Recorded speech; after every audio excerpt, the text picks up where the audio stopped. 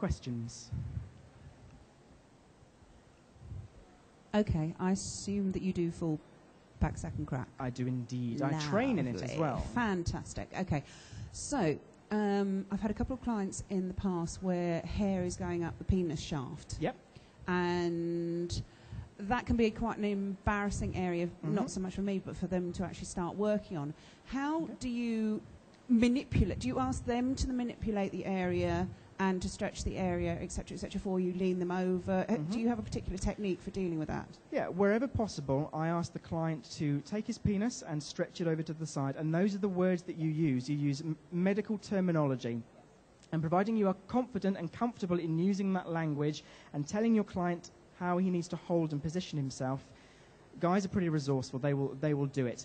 If he is not holding himself correctly, or you can't get where you need to go, then you will need to do that stretch. If he wants the hair removed, you're going to need to do the stretch yourself if he can't do it for you. What you do not do is you do not grab hold of him like you're grabbing hold of a pepperami or a deodorant candle. You pinch and stretch the skin. So you actually grab the skin and you pinch it like so. If you're wearing gloves, it keeps it professional as well, adds that professional boundary. And by pinching and stretching, again, it just keeps it comfortable for you and for the client.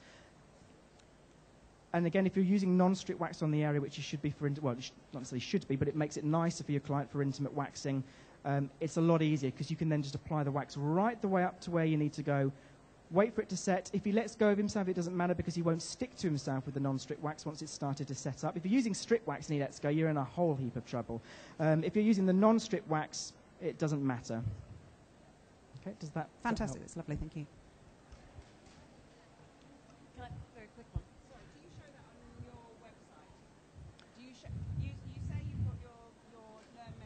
Yep. Do you show some of the more intimate waxing? Do I show the technique on the website?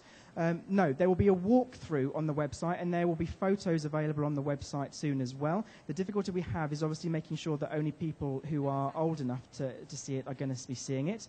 We're also going to be producing a DVD later this year, so that's worth bearing in mind. But there will be photos on the website. We just need to work out how we're going to stop 14-year-old Jemima getting onto the wrong section, for example. Any other questions? Andy, can I just ask about the speed of hair growth with males compared to females and the frequency of waxing? Is it more, less often, or about the same? Your speed of hair growth is pretty much the same. What you will find is that because we have a high percentage of androgens in our bodies as guys, the hair will be denser. But as long as you kind of get your guy on his 4-week waxing cycle, it will grow back exactly the same as it does with a female client. He will have about 2/3 of what he had the first time he comes in by a second appointment. But generally, it will just be denser and coarser because of the testosterone that we've got. Okay.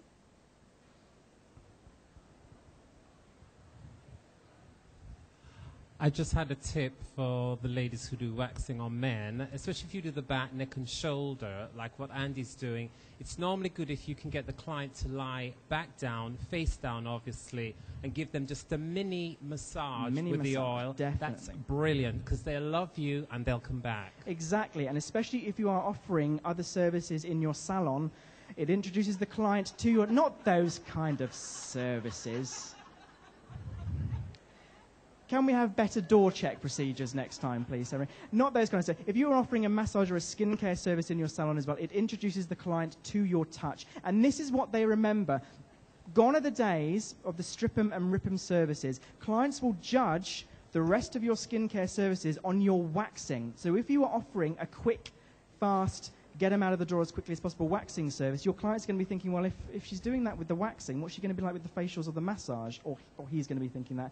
So just give them a little bit of a massage, as Sylvester said. That's what then stays with them when they leave. They feel relaxed when they leave rather than when they get to the till. Okay? Do you give any advice to your clients for what to do when the hair starts to regrow? When the hair starts to regrow. Any advice for clients when the hair starts to regrow? Yes, and you do that at your consultation stage and again at the end of your appointment.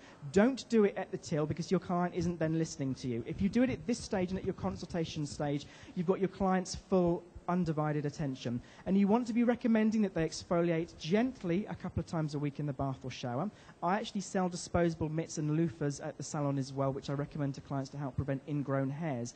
What they don't want to be hanging their loofah in the shower. It's going to collect bacteria and mold and all sorts of nasties. They want a fresh one wherever possible, or they want to be cleaning it, washing it on a regular basis. So exfoliate a couple of times a week in the bath or shower. Gently is the key. They don't want to be scrubbing themselves red raw, because that can make the problem of ingrown hairs worse. But they want to be moisturizing as well. Those two things combined, sloughing off the dead skin cells combined with moisturizing the skin, will enable the hairs to grow through normally and help prevent any ingrown hairs. And it's also a great idea if you've got a salicylic-based product in your salon as well. Again, a lot of the waxing companies will sell these wholesale. You can then retail to your clients to help boost those really stubborn little blighters. Okay, what's the time? We're done. Okay, excellent. Thank you all very much. Please come along to stand S32 if you want to see the rest of this lovely chap, defuzzed. Stay around. If you're working in the mobile world, please stay around, because Jill Morris is going to be giving you some fantastic tips on boosting your business as a mobile therapist. And do come along and have a chat with me. I'll be there with Penny Turvey, the fabulous Penny Turvey from GMT Tech, who was going to come on stage and talk about female waxing. We ran out of time, unfortunately, so come and have a little natter with us. Okay, thank you. Thank you.